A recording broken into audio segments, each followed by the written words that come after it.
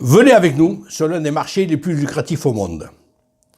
Avec l'Inde, nous vous offrons aux investisseurs l'un des plus grands et lucratifs marchés d'infrastructures au monde. Seulement ça.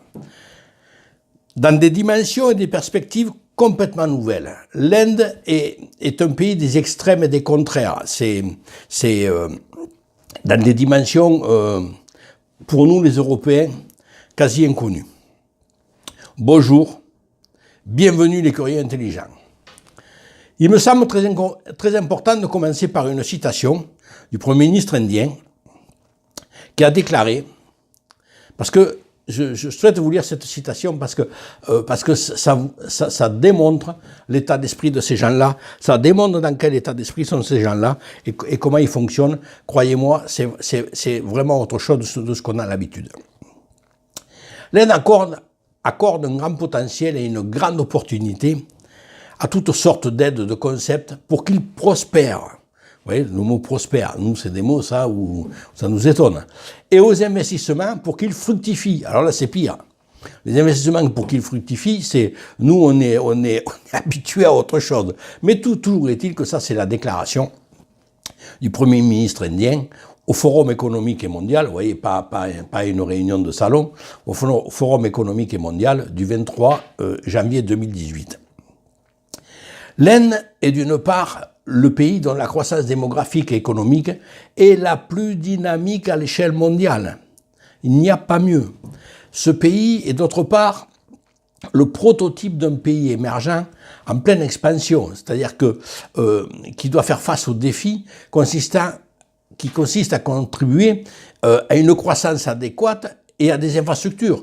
C'est-à-dire que avoir de la croissance et pas d'infrastructure, c'est juste casser la colonne vertébrale de toute organisation. Parce que pas d'électricité, pas d'université, pas d'école, pas d'hôpitaux, vous voyez, tout était très compliqué s'il n'y avait pas de transport, pas d'assainissement, tout est très compliqué si les infrastructures ne fonctionnent pas. Nous ne le savons pas. Mais l'Inde est aussi un modèle. Dans son effort pour développer le plus rapidement possible le pays en accord avec les hommes et la nature. Alors ça, c'est quand même chouette. Et vous allez voir, depuis 2015, l'Inde a créé vraiment 1,3 milliard de personnes vivent en Inde. C'est colossal. Il faut avancer irrésistiblement l'économie indienne avec des taux de croissance stables entre 6 et 8% année après année. Il n'y a seulement que la Chine qui fait mieux. Et depuis quelque temps, la Chine est un petit peu est passée en dessous des deux chiffres. L'économie de l'Inde dépasse même en 2018 celle de la Grande-Bretagne et de la France. En 2032, l'Inde sera la troisième puissance économique mondiale, devant l'Allemagne et le Japon, et en 2050, la deuxième derrière la Chine. Voilà, ça, ce sont pas mes chiffres, ce sont pas mes infos, hein. Ce sont tout simplement les organismes mondiaux qui le disent, hein, c'est pas moi. Le pays dispose d'infrastructures complètement dépassées, ne permettant, sauf dans des zones très urbaines, mais et encore dans des petites zones de ces villes tentaculaires, les infrastructures sont tellement dépassées que ça ne permet aucunement de faire face à la dynamique de croissance. Encore une fois, c'est bloquant.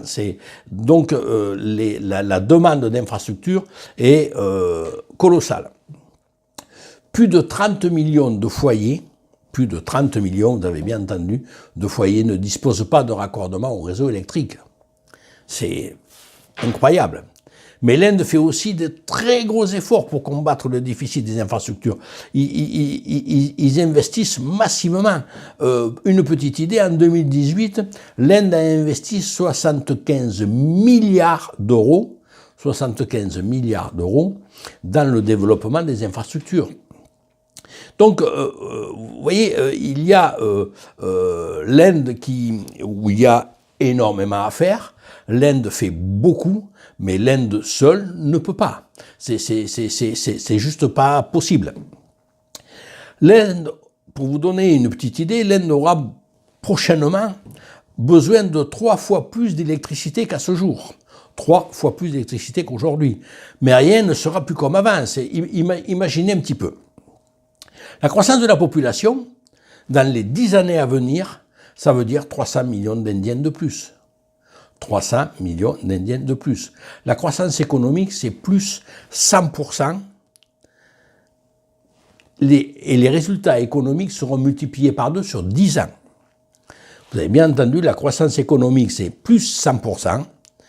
Et sur 10 ans, les résultats économiques seront multipliés par 2. C'est 163 millions d'Indiens n'ont toujours pas accès à l'électricité. 30 millions de foyers, 163 millions d'individus.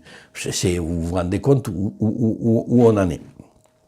Dans ce contexte général, l'Inde s'engage fortement en faveur des énergies renouvelables. C'est là où ils sont vraiment exceptionnels, ces gens-là. Ils sont dans une situation, ou presque situation d'urgence, et ils décident, en 2015, lors de l'accord mondial du climat, ils décident, eux, c'est du renouvelable ou rien. Et ils se mettent à fond dedans. C'est d'ailleurs une politique qui s'avère très fructueuse. Depuis 2017, les énergies renouvelables raccordées au réseau dépassent pour la première fois celles issues d'énergies fossiles.